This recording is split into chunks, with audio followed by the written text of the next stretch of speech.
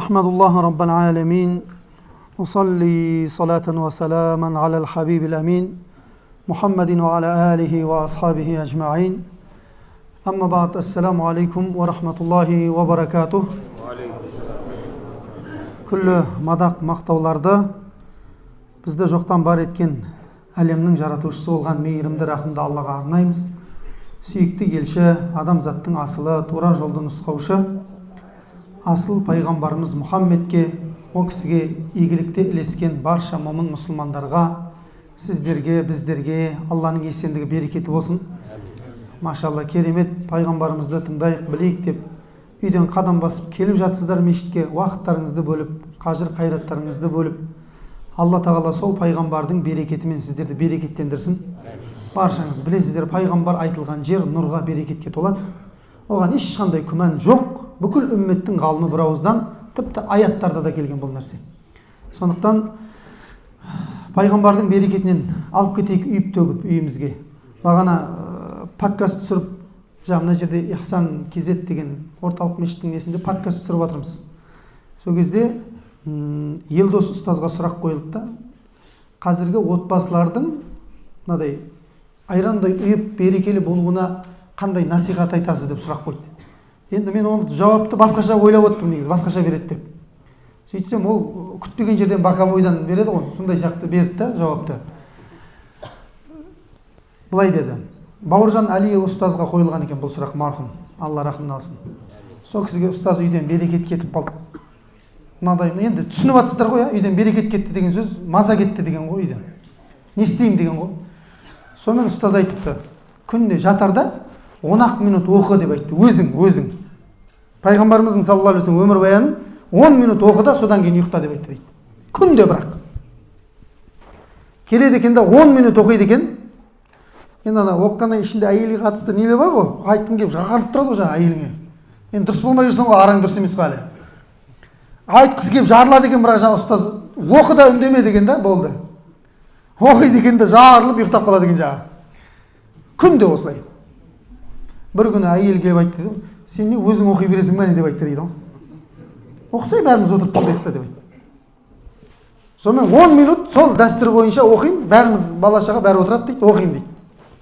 Алланың қалауымен дейді, енді менікіндей бақытты отбасы жоқ шығар деп айтты дейді. Ұстазға келіп, бір мәулетте ұстаздың бетіне сүйіп кетіп жатыр екен жаңа кісі. Бауырымыз. Міне, пайғамбардың берекеті осындай. Көрдіңіздер ме? Ешқашан біз пайғамбардан ажырамауымыз керек. Ешқашан. Бұл дүниеде де керек пайғамбар бізге, саллаллаху алейхи уассалам. Сізге қабірде де керек о кісі. Қабірден тұрғанда да керек, білесіздер ме? Кешеде айттым ғой, қабірден тұрған кезде кім керек ең бірінші, білесіздер ме? Пайғамбар керек, саллаллаху алейхи уассалам. Адам өйткені өзінің амалдарын көрген кезде бар ғой, қабірден жын ұрған адам сияқты тұрады дейді. Көрдіңіз ба? Анау қиналып тұрған кезіңде ең бірінші кім шығады дейді алдыңнан? Пайғамбар Мұхаммед саллаллаху алейхи уассалам. Алланың қабірлерден тірілтетін ең алғашқы адамы бұл пайғамбарымыз Мұхаммед саллаллаху алейхи уассалам екен. Неге деп ғалымдарымыз іздесе, адамдар шошып тұрған кезінде пайғамбарды көріп жүректеріндегі уайым сейіліп кетеді дейді. Көмекшім бар ғой деп. Көрдіңіз бе? Өйткені одан басқа ешкім көмектесе алмайды. Адам ата да көмектесе алмайды, ең тұңғыш жаратылған. Қалған пайғамбарларды былай ысырып тастай беріңіз, болды. Адам ата көмектесе алмайды, ең тұңғыш адам. Ал кім көмектеседі? Пайғамбар Мұхаммед саллаллаху алейхи вассалам көмектеседі екен. Сондықтан ол кісіге біз дүниеде бар тырнағымызбен жабысу керек пайғамбарға.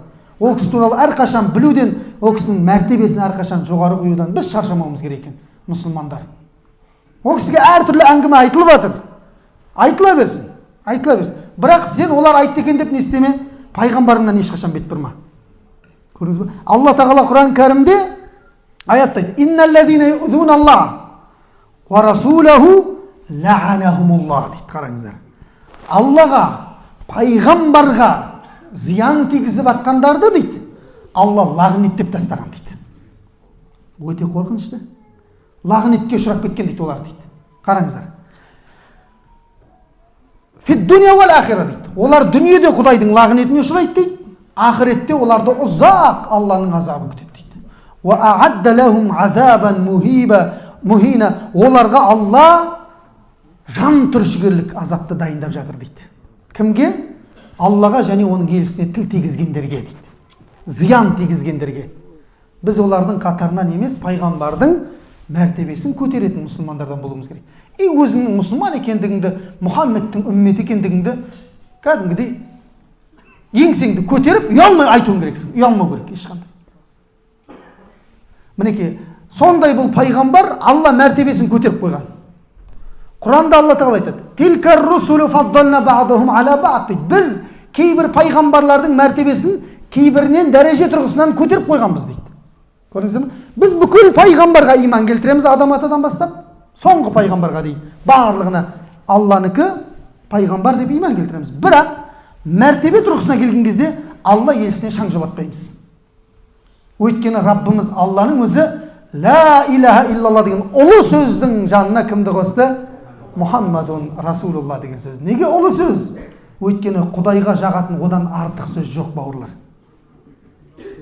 Муса алейхиссалам Раббысына айтқан екен: "Раббым, маған бір сөзді үйретші. Менен басқа сені олай пәктеп дәріптемейтін бір сөзді үйретші маған" деген кезде, бұл енді Калимулла ғой Муса, тікелей Раббысымен сөйлескен пайғамбар.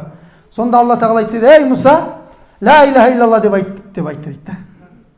Сонда Муса пайғамбар: "Раббым, ол сөзді саған иман келтірген бәрі айтып жүр ғой" дейді, ла илаха иллалла деп. Одан басқа: "Ей Муса, 7 қабат көк" дейді, 7 қабат аспан. Бірінші қабат аспан, екінші қабаттың жанында сахараға тасталған сақина сияқты дейді. Кәдімгі мешітке тастап жүрген тауып қаламыз сақинаны. Сахара жота, мына шекарасыз. Сол жерге тасталған не сияқты? Сақина сияқты дейді. Екінші қабат, үшінші қабаттың жанында сахараға тасталған сақинасы. Кеңдігін айтып жатыр, үлкендігін. Міне 7 қабат бір-бірінен осылай үлкен дейді. 7 қабат аспан, оның ортасындағылардың барлығы 7 қабат көк дейді. Және оның ортасындағылардың барлығы көк пен жердің ортасының барлығы. Не қалды? Бірдеңе қалды ма? Ештеңе қалған жоқ. Солардың барлығын таразының бір шетіне, ла илаха иллалланың бір шетіне қойса, баса алмайды ай Мұса деп айтты дейді. Көрдіңіз бе? Міне сол калиманың жанына Алла тағала кімді қосты? Ең сүйіктісін қосты ғой. Ең сүйікті жаратылсын Мұхаммедті қосты ғой, саллаллаху алейхи ва алейхи ва сахбихи ва саллям. Сондықтан бұл пайғамбарымыздың мәртебесі Құдай көтергендіктен адам баласы түсіре алмайды. Ұрынып жатыр ғой қазір, неше түрлі. Никак қой, никак. Никак түсіре алмайсың. Пайғамбардың мәртебесін Құдай көтерді, ешкім түсіре алмайды. Сондай қасиеттілігін қараңыздар пайғамбарымыздың. Неге бұлай басқа пайғамбарлардың өмірі дәріптелінбейді деген сұрақ келеді ғой. Неге пайғамбарымыз ғана осыншалықты дәрежеде қайта-қайта 1000 жыл болды пайғамбарымыздың дәріптеліп жатқанына, 1000 жыл болды. Енді бұлай 1445-55 жыл болды да пайғамбарымыздың дүниеге келгеніміз. Пайғамбарлық келгеніне. Ал дүниеге келгенімен қоссақ 1000 жыл болған екен. Содан бері пайғамбар туралы айтылып жатыр. Оны айтқандар көтеріліп кетіп жатыр ғой. Не то что пайғамбар, оны айтқандар көтеріліп кетіп жатыр. Ал пайғамбардың мәртебесі туралы сенің ақылың жетпей тұр. Неге сол пайғамбар ғана айтыла береді? Неге ол басқа пайғамбарлар туралы айтылмайды десек, ғалымдарымыз бүйтіп тізіп кеткен екен. Ең бірінші себебі пайғамбардың өмірбаянын айтушы кісілердің ешқайсысы бір ауыздан өтірікке келіспеген дейді. Түсініп жатсыздар ғой? Яғни қараңыздар. Пайғамбарымыз саллаллаху алейхи ва салламның өмірбаянын бізге кім жеткізді? Сахабалар жеткізді. Дұрыс па? Сахабалар бізде барлығы удул деп аталады. Удул деген ешқандай өтірік айтпайды деген. Ешбір сахаба хадис алуға, мына сахаба хадис алуға жарамайды деп айтасың ба? Сенде пасықтық проблема бар. Көрдіңіз ба? Сахабаға тіл тигізгендігің үшін. Сахабалардың барлығынан не алынады? Хадис алынады. Өтірік айта ма? Айтпайды. Құдай өйткені оларға мінездеме беріп тастаған өтірік айтпайды деп. Кетті ма? Пайғамбар сахабалардан кейінгі тізбек кім? Табиғиндер. Өтірік айтпайтын адамдардан жиналған мәліметтердің барлығын кім жинады? Табиғиндер жинады. Ең алғашқы пайғамбардың өмірін кім жазды? Кім жазды? Пайғамбарымыздың ең алғашқы өмірбаянын кім жазды? Ең алғашқы пайғамбарымыздың өмірбаянын жазған кісілер Абан ибн Осман. Осман радиаллаху анху бар ғой, пайғамбарымыздың сахабасы Осман. Сол Османның баласы Абан деген кісі жазған. Ол табиғин. Қараңыздар. Не отыр? Қатты айқайлап жатсың деп жатыр ма эфирдегілер? Не айтып жатыр? Ұмытып қалып жүрміз ғой. Иә, болды. Ілесіп отырыңыздар, менде ми қалмаған қазір бар ғой. Қаяқта отырғанымды ұмытып қаламын кейде. Салма сен тиктокқа. Міне, сосын Урва ибн Аз-Зубайр деген табиғин жазған. Міне көрдіңіздер ме? Кімдер жазған ең бірінші? Табиғиндар жазған, қараңыздар. Табиғиндар өтірік айта ма? Ең сенімді адамдардан жазылған жалғыз пайғамбардың өмірі кім екен? Пайғамбар Мұхаммед саллаллаху алейхи ва саллям. Сіз Иса пайғамбардың өмірін оқып көріңіз. Ана діндегілер өзіне қарай бұрған, мына діндегілер мына жаққа қарай бұрған, біздікілер өзімізге келген жеткізген. Ырың жырың анау бар ғой. Қайсына сенен миың ағып қалады. Сонымен не істеді? Ұшты ма әлде жерде көмілді ма деп қаласың. Миың ашып кетеді оқысаң. Шұғайып пайғамбар туралы оқы. Ана діндегілер андай қылып жазған, мына жақтағылар бізде пайғамбардың айтқан жазған, аят жазған болды. Көрдіңіздер ме? Ешбір пайғамбардың өмірі сенімді тізбекпен адам арқылы жетпеген екен. Тек пайғамбар Мұхаммед саллаллаху алейхи ва саллям басқа. Қараңыздар. Ешқайсысы. Енді қараңыз, қызығын қарасай. Бір аппетитің ашылып, бір өтірік қосайын десең, пайғамбардың өмірімен күшті мынадай болыпты деп әсерлен. Өтірігің бірден бетіне шығып кетеді ғой. Өйткені ана алғашқы кітаптарда жоқ та. Көрдіңіз ба? Алғашқыларға қайтамыз, анау табиғиндарға қайтамыз. Олар жазған ба, жазбаған ба? Жазбаған болса сенікі қоя сал болды. Өтірік сказка сенікі. Я өтірік қоса алмайсың. Я басқа ойына бірден қоса алмайсың, и оны өзгерте алмайсың ғой. Түп нұсқа бар да өйткені. Сондықтан табиғиндер айтады, біз балаларымызға Құранның аяттарын жаттатқандығымыз сияқты пайғамбардың өмірбаянын жаттататын едік дейді. Құл хуаллаху ахад деген сияқты қылып пайғамбардың өмірбаянын жаттататын болған екен. Әрбір дүниеден келгеннен бастап дүниеге кеткенге дейінгісін барлығы. Міне, сол өмірбаян не деп аталады? Сира деп аталады. Пайғамбардың өмір салты тұрмысы деген. Сира. Алла тағала жалғыз пайғамбардың ғұмырымен ант ішкен Құран кәрімде. Ла амрука иннахум лафи сакратихим яъмахун. Мұхаммед, сенің өміріңмен ант етек деген ғой Алла. Ешбір пайғамбарға айтпаған екен Алла тағала. Ей Мұхаммед, сенің ғана өміріңмен ант етеміз деген екен. Ана қараңыздар. Өмір деген не ол десек, өмір деген сенің дүниеге келген шырылдап түскеннен бастап жер қойнауына қойылғанға дейінгі 63 жыл бұл не деп аталады? Өмір деп аталады. Оның ішінде күндер бар, түндер бар, жорықтар бар, отбасылық мәселелер бар, достардың мәселесі бар. Барлығы қамтылған өмір сира деп аталады екен. Міне Раббымыз Алла, Мұхаммед, сенің өміріңе ант етеміз біз дейді. Яғни қанша жылға ант етем дейді? 63 жылға ант етем дейді Алла тағала. Сенің ешбір күнің де, түнің де не емес дейді? Жай түндер мен жай күндер емес, біздің мына қазіргі түндер сияқты дейді. Әр түні мен күні не? Берекелі. Ол таяқ жеген болса да, қаны төгілген болса да, ол пайғамбардың ғұмырымен, өмірімен, әр сәтімен ант шығып қойған Алла тағала. Ал не дейді? Иннахум лафи сакратихим яъмахун дейді. Алайда олар дейді, нәпсі құмарлыққа бой алдырып дейді. Мас болып, мәңгіріп жүр дейді, саған ілесудің орнына дейді. Бізді айтып жатыр ғой. Міне, саған ант ішкен, саған ант етіп жатырмын. Енді олар саған ермей жатыр ғой деп жатыр. Барлығы мас болып мәңгіріп, әркім өзінің кайфымен жүріп жатыр ғой деп жатыр. Көрдіңіздер ме? Ал егер саған ерсе ше, бақыттың базарында тағы не ар жағы бірдеңе айтады ма? Алланың назарында, жарық. Жүрер еді ғой деп жатыр ғой Алла тағала. Көрдіңіз ба? Міне бұл біріншісі. Пайғамбарымыздың өмірбаянының басқа пайғамбарлардан ерекшелігін көрдіңіздер ғой. Біріншісі не екен демек? Сенімді тізбек. Ешқандай өтірік қоса алмайсың да, алып тастай алмайсың да. Түпнұсқа бар, оригинал. Ол басқа пайғамбарларда жоқ. Қараңыз. Екіншісін қараңыздар. Біздің пайғамбардың басқа пайғамбарлардан ерекшелігі, өмірінің ерекшелігі. Әр оқиға өз кезеңінде баяндалған ғой. Мысалға, пайғамбарымыз дүниеге келмей тұрып, дүниеде не болды? Піл оқиғасы болды. Дұрыс па? Дүниеге келген күні не болды? Ана парсының оты сөнді. Бағаналары құлады. 14 терезе кетті. Көлі тартылды парсылардың. Құрит деген не ғой? Белгі ғой. Пұтпарастар ғой өткен. Отпарастар, пұтпарастардың заманы. Ол ма? Амина анамыздың құрсағынан нұр шықты ғой. Көрдіңіз? Нұр шықты, дұрыс айтады. Шам жерін қарап не істеді? Нұрландырды дейді. Шам жерін білесіздер, қай жерлер екен? Қазіргі сол жаңағы үлкен нелер болып жатқан жерлер. Шам жерлерін барып нұрландырды дейді. Және босандырып жатқан әйелдер айтады. Босандырып жатқан әйелдер айтады. Неге барғандар, умраға барған кісілер біледі, қажылыққа барған кісілер. Пайғамбарымыз саллаллаху алейхи вассалам қазіргі дүниеге келген үйі кітапхана болып тұр, сап-сары зданияның. Сол жер Абу Талиптің шаңырағы, пайғамбарымыздың дүниеге келген жері сол жер. Дүниеге келген кезде пайғамбар саллаллаху алейхи вассалам босандырып жатқан әйелдер айтады. Бүкіл дүние аспанының жұлдыздары біздің шатырдың үстіне келіп жымыңдап тұрды дейді. Кім келіп жатыр? Біз де көргіміз келіп жатыр дейді. Бұл хабарлар сенімді хабарлар. Бүкіл дүниенің жұлдыздары біздің үстімізде төніп кеп тұр дейді. Кім дүниеге келіп жатыр дегендей дейді. Біз өзіміз шошып кеттік дейді, олар айтады.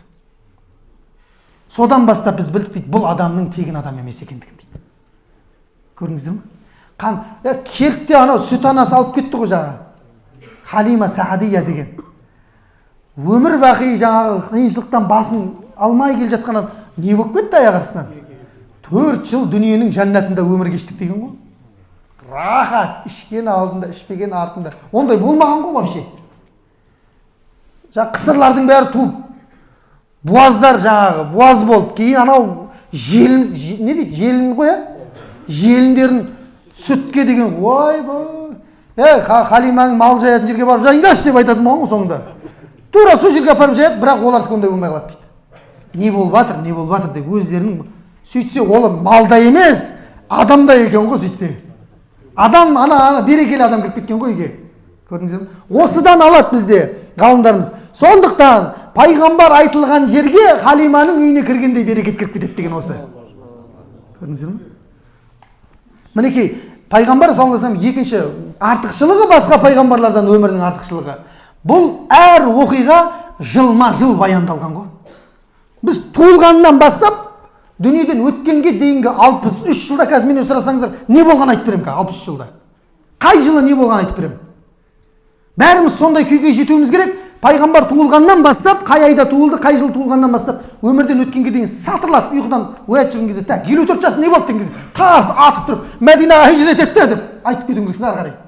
Мешітті салды пайғамбар мешітін. Абу Айюб Ансаридың үйінде болды деген сияқты. 58-де не келді деген кезде, тарс көрдіңіз ба? Осылай жаттауымыз керек екен. Пайғамбар өмірбаяны саллаллаху алейхи вассалам. Өзі жалғыз-ақ түйір сондай өмірі анық бүйтіп жазылған 63 жыл. Сіздер басқа пайғамбарлардың өмірбаянын қарасаңыздар, мысалға, Мұса пайғамбардың туылып жатқаны бар. Дұрыс па? Жаңа Ніл өзеніне ағыс жібереді, не қылады деген сияқты. Одан кейін бар ма? Жоқ. Бір қарасаң, жаңағы қашып Шұғайып пайғамбардың қауымына кетіп бара жатыр дейді. Жинасаң, әр жерден шығып сондай болып кеткен да. Ибраһим пайғамбар. Қаяқта туылған білмейміз әлі күнге дейін. Басым көпшілік деп қойып айтамыз. Мына жерде туылған деп айтады деп. Жас күнде андай болған, сөйтіп ана жаққа барған, оның қашан өлгенін де білмейміз ғой біз. Ибраһим пайғамбардың неше жыл өмір сүрген білесіздер ма? Ибраһим пайғамбар қанша жыл өмір сүрген? Қойшы. Ане көрдіңіздер ма? Біз мына жерде ортақ келісімге келе алмай жатырық. Өйткені анық емес қой, көрдіңіздер ма? Өзіміз ақ білдіріп қойдық қой бәрін. Анық емес өйткені. Пайғамбарымыз неше жасында қайтыс болды? Ана қарасаң, өздеріңіз айтып беріп жатсыздар ғой бәрін. Демек, басқа пайғамбарлардың ғұмырларының тек не ғана кейбір жерлер ғана баяндалған.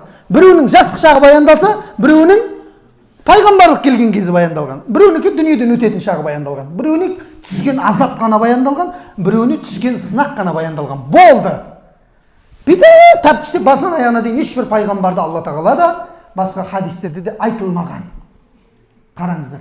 Бұл пайғамбарымыз саллаллаху алейхи уассаламның басқа пайғамбарлардан қасиеттілігі, абзалдылығын көрсетеді дейді. Ғалымдарымыз айтады. Бұны мен айтып жатқан жоқпын. Ары қарай қараңыздар. Одан кейінгі пайғамбар саллаллаху алейхи уассаламның артықшылығы, біз пайғамбарымызды құдайлық дәрежеге апармаймыз. Уа Мұхаммед деп сәжде қылып жатырған атымды көрдіңіздер ма? Басқа пайғамбарлардың атын айтып құдай қылып жатқан кісілер бар ма? Пожалуйста. ешкімге тиіспейміз, әркімнің өз ақидасы өзіне, сенімі. Бірақ қараңыздар, басы істейтін адамдар үшін айтып кетейік. Басын, миын шайқап істете алатын адамдар үшін. Жақсы, құдайлық дәрежеге апардың жаңағы пайғамбарды. Мысалға, енді құдайлық дәрежеге дейін апарған адамды сен қалай үлгі өнеге қыласың өзіңе? Менің құдайым бұлай істеп еді деп айтасың ба? Менің құдайым суды отырып ішкен деп. Сенің құдайың суға мұқтаж болса, зачем құдай онда? Өз-өзін асырап жүрген біреу ол. Көрдіңіздер ме? Келе ме? Ақылына келе ме? Келмейді ғой, кому? Келмейді ғой. Сондықтан пайғамбар саллаллаху алейхи біз не істемейміз? Құдайлық мәртебеге ешқашан көтермейміз. Ашхаду ан ла илаха иллаллах ва ашхаду анна Мухаммадан абдуху. Көрдіңіздер ме? Ва расулуху. Мұхаммедті құлы Алланың және елшісі деп иман келтіреміз біз. Ане қараңыздар. Біз сондай. Пайғамбарымыз саллаллаху алейхи вассаламда ал енді қараңыздар. Адам болған адамнан үлгі алуға бола ма? Конечно. Болғанда қандай? Ол періште болса да біз әңгіме айтатын едік қой. Құдай сен бір әжептәуір адам жібермедің бе мына періштелерге біз қалай ілесеміз құрсын деген. Бұлар деген жосқы ғибадат жасайды ғой деп әңгіме айтып кетеміз ғой. Ілесіп үлгере алмайатыр бұлардың рәкағаттарына деп. Адамнан болып келді ғой, біздің жыныстан болып келді ғой, қарасаңызшы. Көрдіңіз ба? Ол бізге ілесуге не болады? Оңай болады ғой. Оңайда рахат. Адам ғой екен. Демек оның істегенін мен не істей аламын? Істей алмай жатырмыз ғой. Жоқ, негізі істей аламыз ғой, бірақ істей алмай жатырмын да мен ғой істей алмай жатқан ғой. Қателік менде, ол кісіде жоқ қателік. Көрдіңіз ба? Сондықтан бұл пайғамбарымызды біз ешқандай құдайлық сипатқа көтермейміз. Қаншама дәріптесек те пайғамбарымызды біз бұл пайғамбар Раббымыздың махаббатына апарушы дәнекер ретінде білеміз. Солай ма? Солай. Сіздер ғалымдардың кітаптарын қараңыздар. Алланың махаббатына апаратын амалдар деген кітаптар бар кәдімгі жазылған. Соның ең бірінші бөлімін ашып қалсаңыздар не деп тұрады? Құдайды жақсы көрем деп азаннан қарай ешкетін айта бер, Құдай жақсы көріп кетесің деп айта ма? Ең бірінші бөлімді ашып қалсаң, Алланы сүйем десең, пайғамбарға ілес деген тұрады, болды. Ең бірінші пайғамбарыңды танымайынша, оған ілеспейінше, Құдайға жетем деп, махаббатына жетем деп, ойламай қой да, армандамай қой да, сен барып тұрған өтіріксің дейді Ибн Касир деген ғалым айтады. Егер пайғамбарды танымастан, мен Құдайды люблю, жақсы көрем, осындай деп айт, қой дейді, айналайын, демал дейді. Өтірік дейді ол. Пайғамбар арқылы оған не істей аласың дейді. Пайғамбарға деген махаббатты мына толтыра берсең бар ғой, Раббыға деген махаббатың ашылып кетеді. Бұл аят соны айтады ғой. Ин кунтум тухиббуналлаха фаттабиуни дейді. Алланы жақсы көрем десеңдер, маған ілесіңдер дейді. Алла да сендерді жақсы көреді, күнәларыңнан ештеңе қалдырмай кешіреді дейді Алла Тағала. Демек біз пайғамбарымыз саллаллаху алейхи вассаламның мынау артықшылығы басқа пайғамбарлардан біз оны өзгелер сияқты құдайлық мәртебеге көтермейміз. Біз оны Алланың елшісі әлі құлы деп мойындаймыз, және біз бен Раббымыздың арасындағы махаббаттың дәнекері ретінде білеміз. Түсінікті болып жатыр ма жамағат? Миларыңыз ашып кеткен жоқ па? Нормаль ма бәрі? Болмаса басқа нәрсе айтайық деген.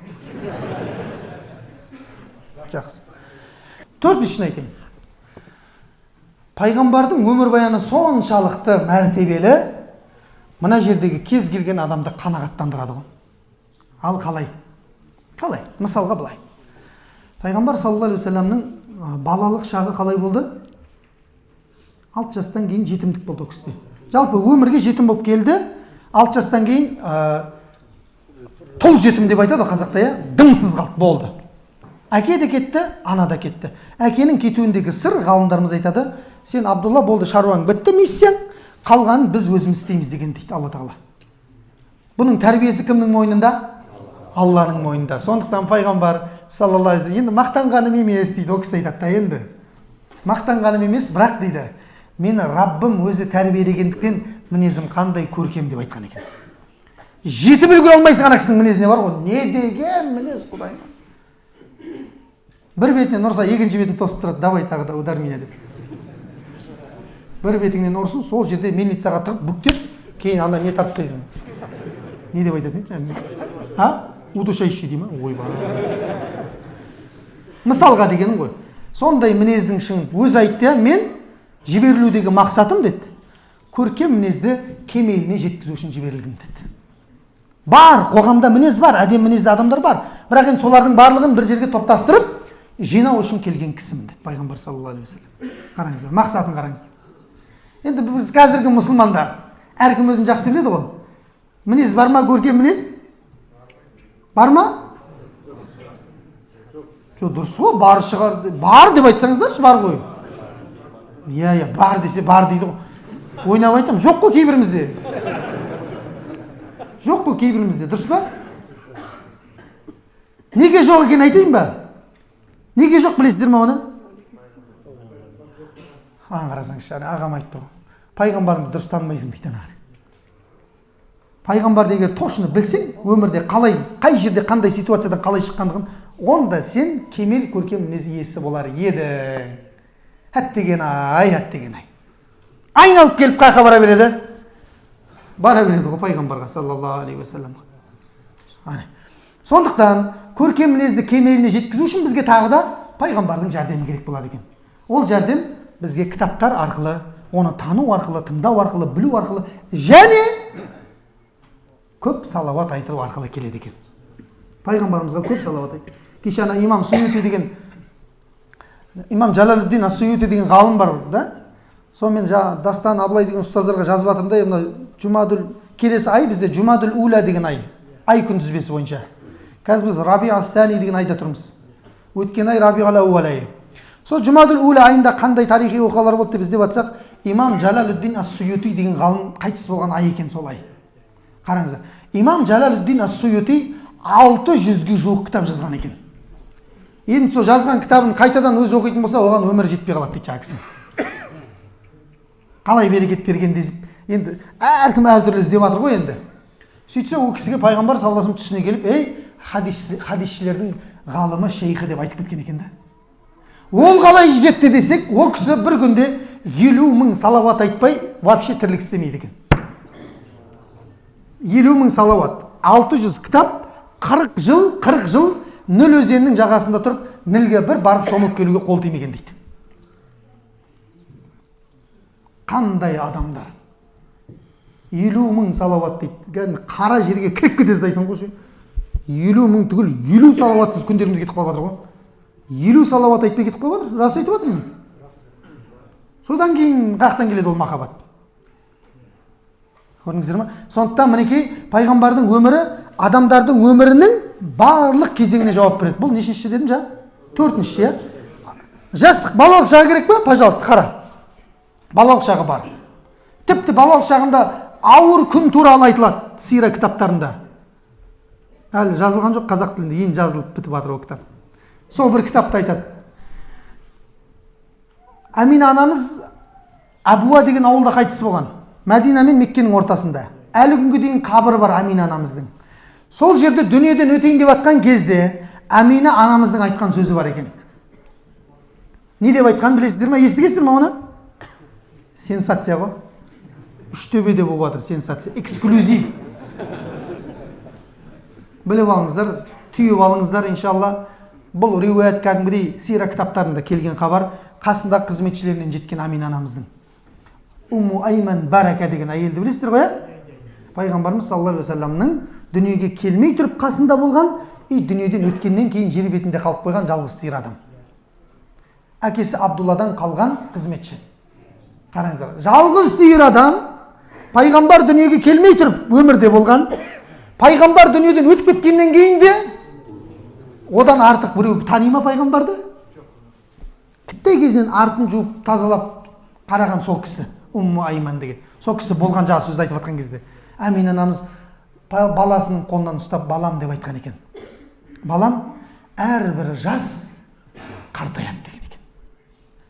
Әрбір өмірге келуші өмірден қайтадан кетеді деген. Әрбір жаңа тозады деген. Бірақ дейді, Аминаның есімі мәңгі бақи қалады деп айтты дейді. Өйткені мен туған бала қатардағы балалардың бірі емес, сені туғанда жатырымнан шыққан нұрды көргенмін мен дейді. Көрдіңіздер ме? Қара, пайғамбардың өмірі айтылған кезде кім айтылады? Тас. Шешесі айтылады ғой, Амина анамыз айтылады ғой. Айтылмай ма әлде? Айтылады ғой, кім өмірге келді? Амина. Қазір балаларымыздың, қыздарымыздың атын Амина деп қойып жатырмыз. Кімнің берекетіне? Пайғамбардың берекетіне. Ертең осындай бір асыл азаматты өмірге әкелсін деген ниетпен қойылып жатыр. Көрдіңіздер ме? Сол анамыздың сөйтіп айтып кеткені бар екен. Кетті ма жастық шағы? Одан кейін кезең келді. Қандай кезең? Бозбала кезеңі. Я, бізде бозбала деп айтады, жасөспірім деп айтады немесе.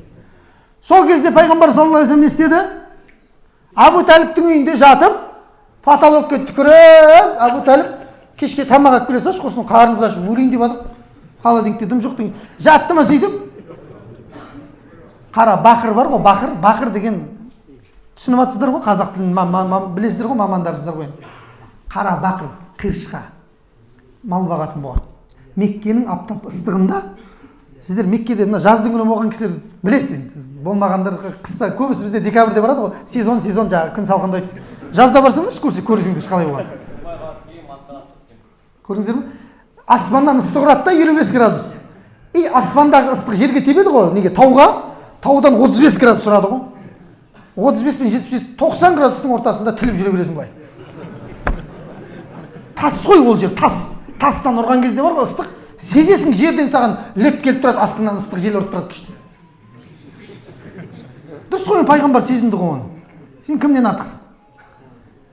Сонда қараңыздар, сондай ыстықта қой бағып жүр ғой жаңағы кісі. Оған негізінде ол аманат етілген адам үйде жатса болады.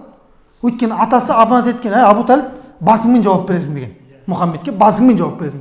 Бірақ ата айтты ғой саған, Абу Талип, давай, мен ничего не знаю. Кешке ужин дайын болсын. Айтшы, жеңшеге айтшы, өзің бірдеңе қылбайды. Қарны ашып қалмасын кешке. Деп жатпаған ғой деймін да. Ана жаңағы неге барып қара бақыр тиынға тәпішкелер тіліп кеткенге дейін қой бағатын болған. Сөйтіп өзі айтады дейді, Алла тағала бірде-бір пайғамбарды жібермеген қой бақпаған дейді. Баланы қой бағуға, мал бағуға кішкентай арасында бір неғып тұру керек. Ағайындар қалада тұрып жатыр қой көбіміз. Ауылдағы әжеге, апаға арасында жазда бір каникулда жіберіп қойыңыздар. Ол жақтың да бір дәмін сезсін.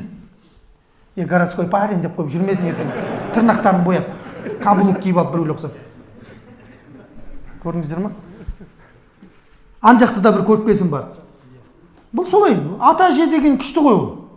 Дұрыс па? Ауыл вообще күшті ғой. Ауыл қалып кеше рахаттанып келіп отырмын өзім мысалға. Шуач, ау деп. Сондай жақты мінекей, жаңа пайғамбар саллаллаху алейхи вассалам кішкентай ақшаға қой бағатын болған. Яғни ол деген сөз сіздерге, яғни жасөспірім кездегі адамдарға пайғамбардың насихаты не ол?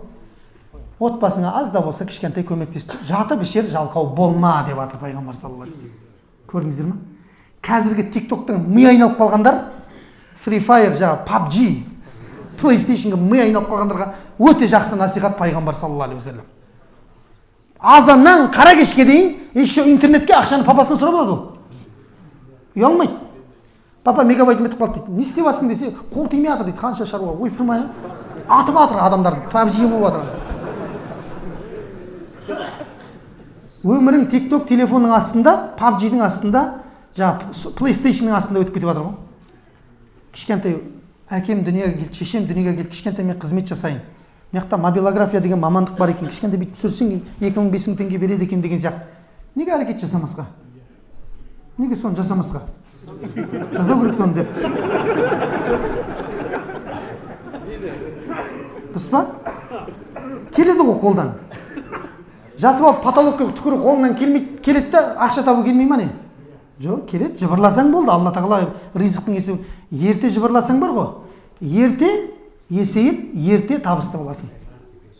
Кеш жыбырласаң, қолымды мезгілінен кеш сермедім деп айбай атам құсап отырасың қарды. Жасымда ғылым бар деп ескермедім деп. Көрдіңіз ба? Пайдасын біле тұра тексермедім деп. Ер жеткен соң түспеді уысыма, қолымды мезгілінен кеш сермедім деп айтасыз. Көрдіңіз ба? Міне пайғамбар өнеге ма? Пожалуйста. Жастардың барлығына өнеге бола білді. Ал жас шықтан кейін қандай кезең келді? Үйленетін кез келді. бақырларды жинап ақша қылып алдық уже. Әке шешеңе қалың малға жүк болмайсың уже сен. Дайын бәрі. Махырың чотам деп қоясың. Не сұрап жатсың махыр? Алады музыка. Смело деп қойып, ше. Сүмірейіп отырмайсың да қызың махыр сұрап жатқан кезде, әйелің некеде. Көрдіңіз ба? Сондықтан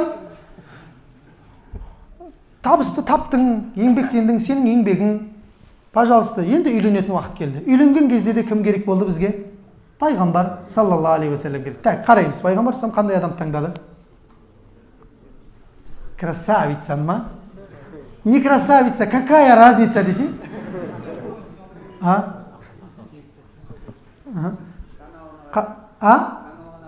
Не, дұрыс айтады ма, машалла. Үйленгенсің ба сен, бауырым? Сол жолда не қылып жатсың ба, әрекет жасап жатсың ба? Абай енді тездетен жүрегім. Тойыңа келейік, құда қаласа. Бека, Илхам барлығымыз.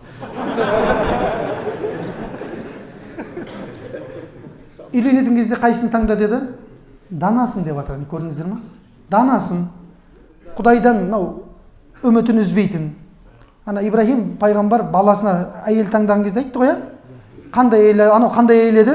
Шүкіршілігі бар әйел еді ғой. Үйде ештеңе жоқ, бірақ Құдайға шүкір ет жеп жатырмыз деді ғой. Алла еттеріңе берекет берсін деп еді. Дүниедегі ең көп Меккеде ет сойлатын болды ғой. Көрдіңіздер ме? Ибрахим пайғамбардың берекеті. Пайғамбарымыз деді саллаллаху алейхи вассалам, ту Ибрахим Исмаилдің әйелін нан бар деп айтып беру керек еді ғой деп айтады дейді. Наныңа да береке берсін дегенде Меккеде бидай өсетін еді деп айтқан екен. Қазір ештеңе өспейді ол жерде. Сондай шүкіршіл үйінде бірдеңе көрген қызды ал деп жатыр ғой пайғамбардың өзі, көрдіңіздер ма? Сұлулығына бір айдан кейін уже көзің үйреніп кетеді, оның сұлу емес екенін білмей қаласың. Сұлуынан жылуы деп айтатын сол. Жылу бере ала ма, бере алмай ма, сол проблема осы жерде. Көрдіңіз ба? Ана ата көпті көрген біліп отыр оның бәрін. Дұрыс қой? Қараңыз. Демек, Құдайға берілгендеу, даналығы бар, сені қарап түсінетін адам не істеу керек? Ондай қыздар бар. Ешбір қазақтың қызына біз мін тағайындап жатқан жоқпыз. Әркімнің өзінің қызы өзіне алтын қылып өсіріп жатыр. Бірақ енді пенде болғаннан кейін кейбіреулері алтын қылып өсіре алмай қалады да. Өмір бақи жұмыс деп қыздың қалай езіп кеткен білмей қалады. Я тәрбие бермеген, сосын ұясында көрмеген қыз ұшқанда не істей алмайды, іле алмайды. Мейлі әдемі шығар. Пайғамбар саллаллаху алейхи вассалам қоқыста өскен раушан гүлге құмар болма деді. Көрдіңіз ба? Әп-әдемі сұлу қыз, дым көрмеген көргенсіз арсыздық нелері бар, ондайға құмар болма деді пайғамбар саллаллаху алейхи вассалам. Мінекей өзі де сондай әйелді алды. Хадиша анамыз қандай керемет. Кемел әйел деген атқа ие болған екен. Сондай кемелдігі несімен оның? Ақылымен кемел. Кеше айттық қой, қандай анау Нұр тауының шыңына дейін күніне 2 мезгіл тамақтасу деген не деген әйел ол. Талай апаларды ұялтып жатыр оның іс-әрекеті. Күйеуіме енді индырай бермен емес, бұлай апарып берем мен тамақты деп атып талай апалар. Бұған дейін индырай бермен салып жүредім күйеуіме деп. Өзім апарам енді. Құрып кетсін дүние деп, күйеуім аман болсын деп жатыр.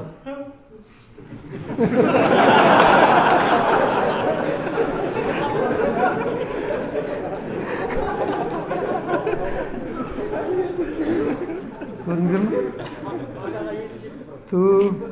Атам әлі жас. Әлі не қылам деп тұр Құда қаласа. Әлі мүмкіндіктер бар деп жатыр деп айтам ғой. Сіздер жаман өліп кете береді.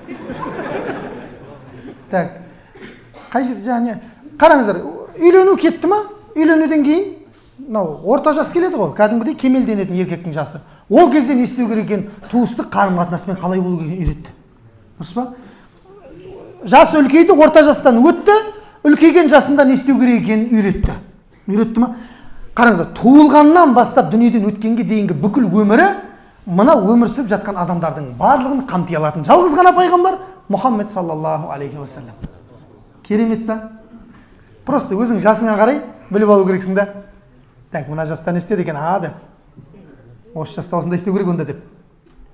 Әрбір жастың өзінің міндеті мен жауапкершіліктері бар, соны білу керек бала. Адам білу керек соны.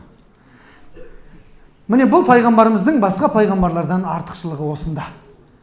Соңғы, төртіншісін айттым ғой, бесіншісін айтайын. Бесіншісі, пайғамбар саллаллаху алейхи уассаламның тағы бір артықшылығы әрқашан мұғжизаға тіреліп қалған жоқ қой дін таратуда. Басқа бір пайғамбарлар сияқты. Енді ол пайғамбарларға тіл тигізбеймін. Жалпы бір пайғамбарлар айтпай қойсайын, солар тек мұғжизаға тіреліп дағуат жасаған. Пайғамбар саллаллаху алейхи уассалам тек мұғжизамен дағуат жасаса, зачем таяқ жеп? Үлде мен бүлденің ортасында осылай жүріп уағыз айтпай ма? Так, ла илаха иллалла деп айтыңдар. Сендер де айтыңдар. Айтпайсыңдар ма? Айтпайсыңдар ғой? Құдай мыналарды азапта десе болды, кетті. Мұғжиза, Алланың, пайғамбардың бірде-бір тілегі қайтарылмайды. Көрдіңіздер ме? Солай істеді ма? Жүректерін ұшырып, ойбай Мұхаммед, болды, жіберме бізге. Ла илаха иллалла деп айтамыз. Жасады, дағуатқа шақырды, таяқ жеді ғой артынша. Ешкімге дағуат жасаған кезде боқ төкпеген шығар ешкім. Пайғамбарға боқ төккен. Тұрып алды, сүртіп жіберді. Болды, тасташы, мен ренжіп қалдым, сендерге бар ғой деді, шығып кетіп қалдым. Жоқ, ертеңіне қайттан келді ғой. Қауымым, ла илаха иллалла деп айтыңдар, құтыласыңдар деді. Көрдіңіздер ме? Қайттан не істеді? Таяқ жеді. Қасында Абу Бәкір талып қалды вообще. Талып қалды, шын айтамын, кәдімгі бұл риуаят болған риуаяттар дейді. Үстіне секіре берген ғой Абу Бәкірдің, талмай не істейді енді? Үстіне секіріп тастаған, бет деген мынадай, үстінің бәрі көгеріп кеткен. Суырып алып шыққан Тайм руының жігіттері. Қараса талып қалған дейді ана. Енді бір 15 минут секіргенде өліп қалады деген Абу Бәкір. Сондай таяқ жеп жатыр да. Лайық па ондай кісілер? Лайық. Бірақ жетістікке жету үшін сондай нәрселерден өтуге тура келді пайғамбарымыз саллаллаху алейхи уассаламға. Тек қана мұғжизаға сүйеніп қалған емес біздің пайғамбарымыз саллаллаху алейхи уассалам. Барлық өмірдің қиын кезеңдерінен өтті. Қараңыздар. Сондай мәртебелі пайғамбардың біз таңдалынған мәртебелі үмметіміз. Қараңыздар. Аллаға мың да бір шүкір. Бір ғалым айтқан екен, өмір бақи басыңды сәждеге қойып қойсаң да, Мұхаммедтің үмметі болған бақытыңның шүкірлігін өте алмайсың деп айтқан екен. Тек Құдай бізді иманнан айырмасын. Пайғамбардың жолынан айырмасын ешқашан. Өміріңе берекетті кіргізу үшін жалғыз ғана жол бұл пайғамбардың жолы. Саллаллаху алейхи ва сахбихи ва саллям. Көрдіңіздер ме, бауырлар? Енді үмметіміз ғой, Аллаға мың да бір шүкір. Біз дүниеде де мықты үмметпіз, ешқандай уайымдамаңыздар. Просто соңында келіп қалғанбыз ғой біз. Бізден кейін үммет жоқ. И пайғамбар да жоқ. Дұрыс па? Соңында келіп қалдық, пайғамбар сам айтады. Проблема жоқ дейді. Ең бірінші болып жәннатқа кіресіңдер, бәрі күтіп болады. Сендерді күтіп тұрады дейді ана жерде. Адам атадан бастап барлығы не істейді дейді? Мұхаммедтің үмметі кіріп болсын деп күтіп тұрады дейді. Адам ата лайық қой негізінде бірінші кіруге. Жоқ, тоқтай тұр, адам ата, біз кіріп алайық деп кіріп кетесің ана жерде. Құдай қаласа деп атында, иншалла кіріп кетейік барлығымыз. Ешкім қалып қоймасын әйтеуір. Таба алмай қалып жатсақ, іздеңіздер. Ойбай, анау дарылдап жүрген біреу бар еді деп. Үштөбеге Бека Илхамдарды айтып жүрген сол қақта. Үштөбе ғой ол зат. Қараңыздар. Және дейді, сендер ешқандай уайымдамаңдар дейді. Барлығы кіріп болғаннан кейін жәннатқа дейді. Алла тағала адамдардың сабын бөліп тастайды дейді 120-ға. Сол кезде 80 сабы менің үмметім болады да, қалған 40 сап адам атаменен маған дейінгі пайғамбардың үмметі болады дейді. Қараңыз. Адам атаменен пайғамбарымыз саллаллаху алейхи уассаламға дейінгі үмметке жіберілген пайғамбарлардың саны 123.999 пайғамбар ғой. 123.999 пайғамбар. Бір пайғамбар ол кім? Мұхаммед саллаллаху алейхи уассалам. Қараңыз. Сол 123.999 пайғамбардың үмметі 40 сап болады да, бір пайғамбар келеді де 80 сапталып кетеді дейді ғой. Ол да Мұхаммедтің үмметі дейді саллаллаху алейхи уассалам. Ең көп жәннаттың тұрғындары кімдер екен? Мұхаммедтің үмметі екен саллаллаху алейхи ва сахбихи уассалам. Қараңыздар, бұл бізге берілген Алланың үлкен нығметтерінің бірі. Сезіне білу керек просто.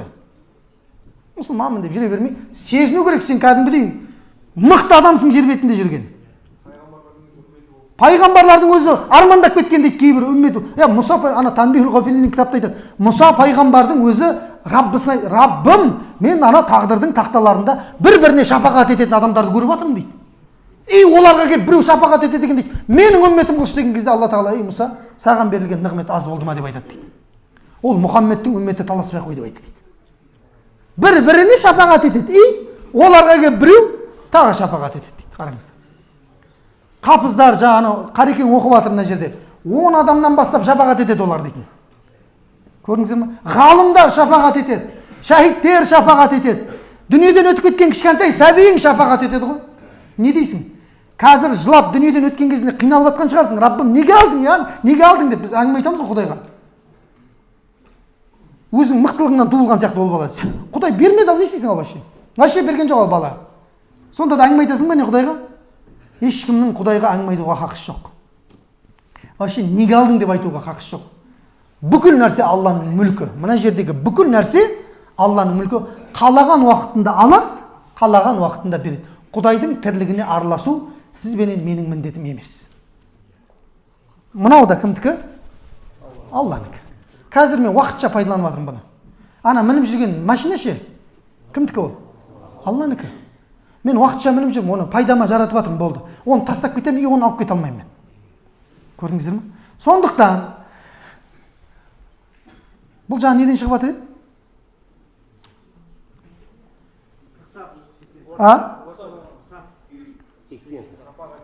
Шапағат ету, жаңа Мұса пайғамбардың әңгімесінен шығып жатыр.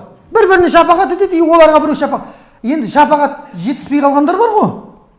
Кім біледі енді кімнің соңы қалай болатынын, Құдай сақтасын. Шапағат жетіспей қалған адамдарға пайғамбар саллаллаху алейхи өзі келіп шапағат етеді, ал. Болды. Тіпті дейді ғой, жамағат, мынау үмметім дейді пайғамбарымыз айтады. Үмметім күніне таңертең 10 рет, кешке 10 рет салауат айтып қойшы деп жатыр пайғамбар саллаллаху алейхи. Салауат 10 таңертең, кешке 10. Менің шапағатым міндетті түрде сені іздеп жетеді дейді тауып. Көрдіңіз бе? Жаңағы балаша кішкентай сәби жәннатқа кір, сенің есеп қисабыңа қаламың көтеріліп тұр, жазылған жоқ десе, ана бала мен кірмеймін деп айтады дейді. Мә саған керек болды. Жалғыз жаратылыс Құдайға қарсы шығатын жаңағы кішкентай балдар дейді. Кір десе, кірмеймін ал дейді жаңағы бала. Мысалға да. Неге кірмейсің десе, әке шешем ше деп айтады дейді. Алла тағала әке шешеңді алып кіре ғой деп айтады дейді. Шапағат па? Шапағат. Ана бала әке шешесін алып кіреді дейді, қараңыздар. Сен дүниеде Құдайға еш әңгіме айтсадың, неге алдың, неге алдың? Сөйтсең ана жақта пайдасы тиіп жатыр ғой. Шапағатшы болып жатыр. Бір-бірімізге шапағат етеміз осылай. Сондықтан ғалымдарымыз айтады, жамағат, мынау бір мешіттің жамағаты болуға тырысыңдар дейді. Неге? Өйткені жамағаттағы адамдар да бір-бірін іздейді дейді. Қылышбек көке қайда? Что-то көрінбейді ғой деп арамызда. Жамағат намазына келіп тұратын еді деп іздейді дейді. Дүниеде қалай іздейді? Дәл солай олай іздейді дейді ана жақта. Сөйтіп Қылышбек көкенің жағдайы ана жақта қиындау болып жатыр екен ғой. Кейбір намаздарында нелерінде проблема болған болуы мүмкін, басқа күнәлар сол ана Қылышбек көкені суырып алып шығады дейді ана жақтан жамағат келіп. Бұл да рұқсат етілген жалғыз үммет пайғамбардың үмметі екен, Мұхаммед саллаллаху алейхи вассалам. Көрдіңіздер ме? Не то что бір-бірімізді біз пайғамбарларды қорғап аламыз ғой, пайғамбарларды қорғап аламыз ғой. Нұх пайғамбар шақырып алады екен Құдай тағала. Нұхқа айтады дейді, Нұх, ана сен қауымыңа аманатты жеткіздің ба деп айтады. Ойбай, жеткіздің ба? Құдай бір білмейтін сияқты сен жеткізгеніңді. Біледі ғой. Біледі ғой. Алла өзі жіберіп тұр ғой ол пайғамбарды. Сонда қауымын шақырып алып Нұхты былай қояды да, қауымына, Нұхтың қауымы, Алла сендірген Нұхты пайғамбар қылып жібердім, аманатым жеткізді ме дейді. Раббымыз деп айтады дейді. Қарасай сатқындықты қара. Егер де ол бізге аманатыңды жеткізген болса, мына жерде тұрмайтын едік қой деп айтады дейді. Ал керек болатын болса. Именно Нұх пайғамбар шақырып алып тұрып істетіп жатқан қарасай Алла тағала. Неге?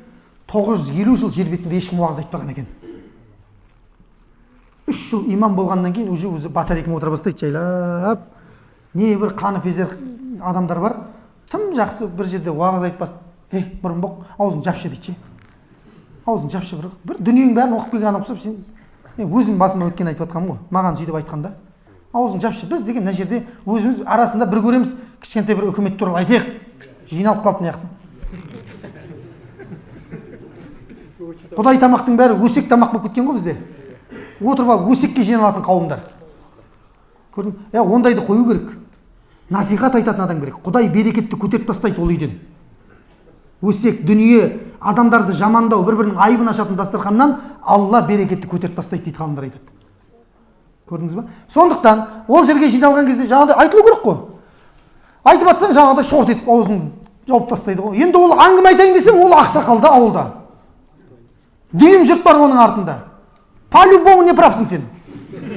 Өйткені ол ақсақал ғой. Дұрыс, ақсақал. Сізді құрметтейміз, сыйлаймыз.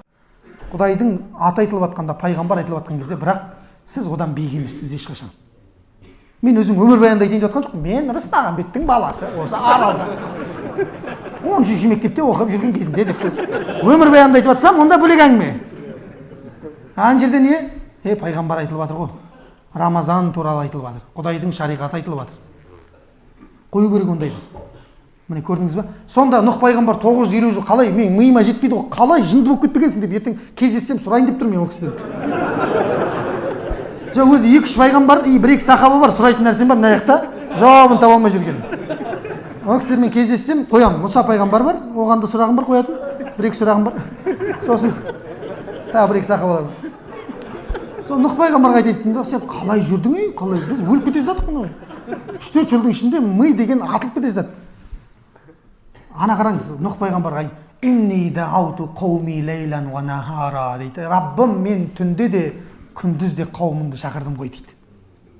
Жасырын да, жария да шақырдым ғой дейді. Жеке де, көптеп те шақырдым ғой дейді қауымымды. Қарасай. Вообще методика қалдырмаған ғой. Керісінше олар не істейтін еді дейді? Яғшауна сиябахум дейді. Киімдерін бүйтіп алып, Нұх келе жатыр деген сияқты. Уағыз айтады, надоел уже. Яджалуна асабиахум фи аданихим дейді. Вастағшау сиябахум дейді. Құлақтарына қолдарын тығып алады дейді. Нұх келе жатыр, тыңдама. Семіп қаласың сөзіне, семіп қаласың дейді. Кейбін жабады дейді. Вастакбару дейді. Тәкаппарлықтың шетіне жетті ақыры дейді. Соңында Нұх пайғамбар, кім болса да ашуланады енді. Мен 950 жыл миым атылдым деп. Соңында айтты ғой. Ла елидуна илля каффар. Раббым, мыналарды құртпасаң, кәпірден басқа ештеңе тумайды мыналар деді ғой. Соңында топан су келді, дұрыс па? Нұх пайғамбар жұп-жұбымен барлық нәрсені алып, өзі де аман қалды. Баласы да кәпір болып кетті, әйелі де кәпір болып кетті. Енді сол пайғамбар шақырып алып тұр ғой Құдай тағала. Аманатты өтедің ба десе, өтеген жоқ деп, жаңағы қауымы ше, өтеген жоқ деп. Көріп тұр ғой қақа баратын. Тіл деген лапылдайтын сол ғой, көрдіңіз ба? Сол үшін Алла олардың аузына не ұрамыз біз дейді? Мөл ұрамыз дейді, печат. Ва тукаллимуна арджулухум ва айдихим бима кану яксибун дейді Ясин сүресінде Алла тағала. Олардың аяқтары менен қолдары сол кезде бізге дүниеде не істегендігі жайында айтып береді дейді. Мынаның бәрі сенікі деп жүрсің ба? Сатып кетеді мынаның бәрі ертең.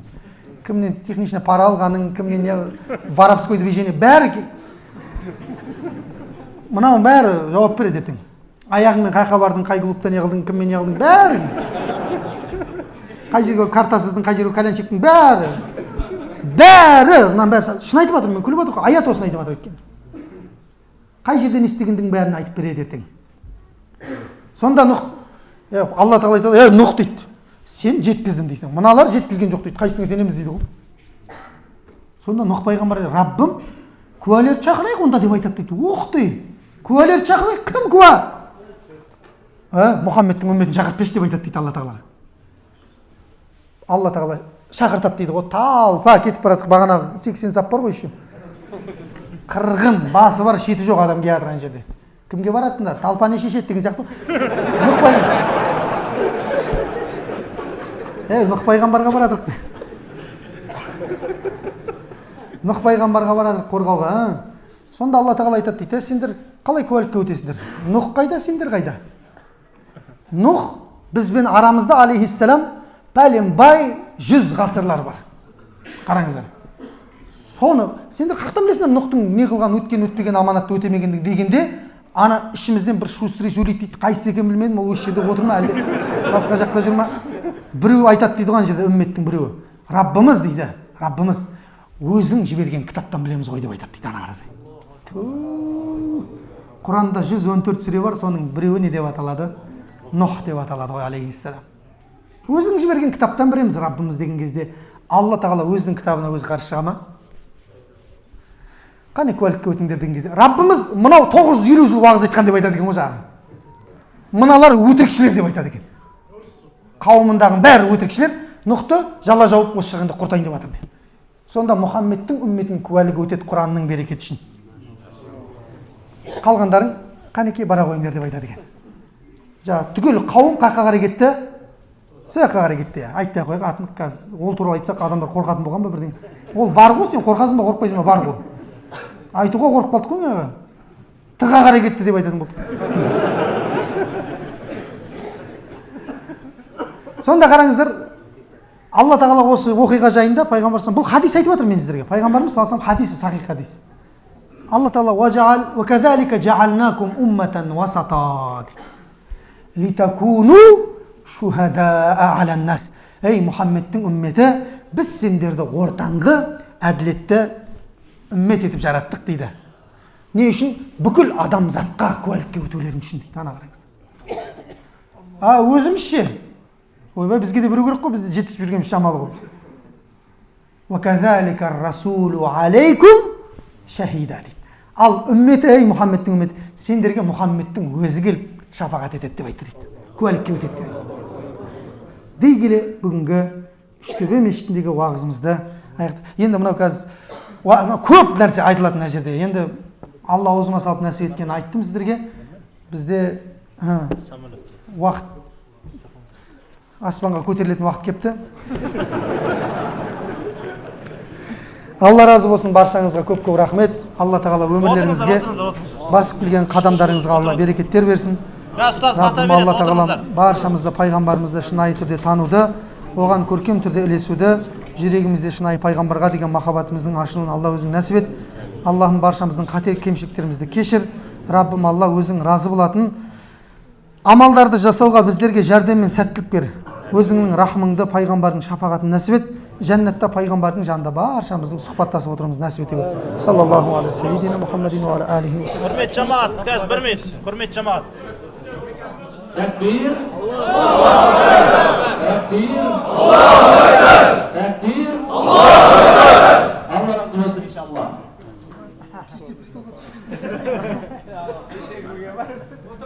Oturun da